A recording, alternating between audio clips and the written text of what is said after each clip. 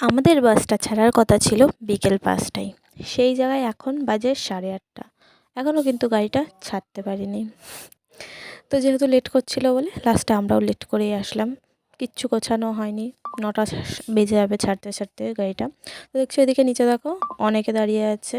এখনও এদিকে সবাই উঠবে গাড়িতে, কিন্তু এরা কেউ এখনও উঠতেইনি, গাড়িটাও ছাড়েনি। তো গাড়ি ছাড়তে ছাড়তে প্রায় ৯টা ১০-১৫ হয়ে গেছিলো। তারপর গাড়িতে উঠে একটা কুরকুরে খাচ্ছিলাম। তো কুরকুরে খেতে খেতে বেশ কিছুটা আসার পর একটা জায়গায় দাঁড়ানো হলো। তো ওখানে রান্নাবান্না সব কিছু হলো। তো রাতে ছিল সয়াবিনের তরকারি আর ডিম তরকারি। তো এই যে তারপর আমরা সবাই খাওয়া দাওয়া করছিলাম। আর তখন বাজে প্রায় রাত ১টা ১০-১৫ এরকম বাজে, খাওয়া দাওয়া করছিলাম। তো তারপরে একটা হাসির বিষয় একটু পরে বলছি। তারপর দেখি গাড়িটা ছেড়ে দিল। তো গাড়িটা ছাড়ার পরে প্রায় তখন বাজে রাত ৩:৩০। তখনও আমরা এই কৃষ্ণনগরের মধ্যেই কিন্তু পায়চারি খাচ্ছিলাম। ড্রাইভারটা হয়তো রাস্তা চেনে না, তো সেই কারণে একদিক দিয়ে বেরোচ্ছে, একদিক দিয়ে ঢুকছে। ৩:৩০ পর্যন্ত আমরা কৃষ্ণনগর পায়চারি খেতে খেতে এই যে সকাল বাজে ৬টা ৬:৩০ মতো, তখন আমরা এখানে কোলাঘাটে এসে একটু দাঁড়ালাম। তো তারপরে ওখান থেকে আবার গাড়ি স্টার্ট করলো। দিয়ে তারপরে এই যে সোজা চলে আসলাম আমরা দীঘাতে।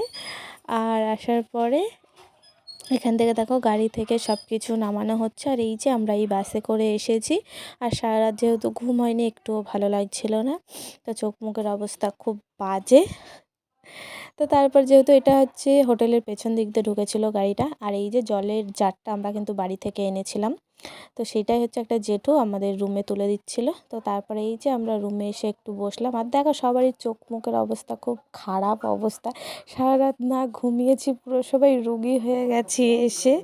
তো তারপরে এসে একটু বসলাম, বসে সবাই একটু ব্রাশ করে নিলাম। যে আর বৌদি আমাকে কিছু একটা বলছিল যে এখানে অন করলাম।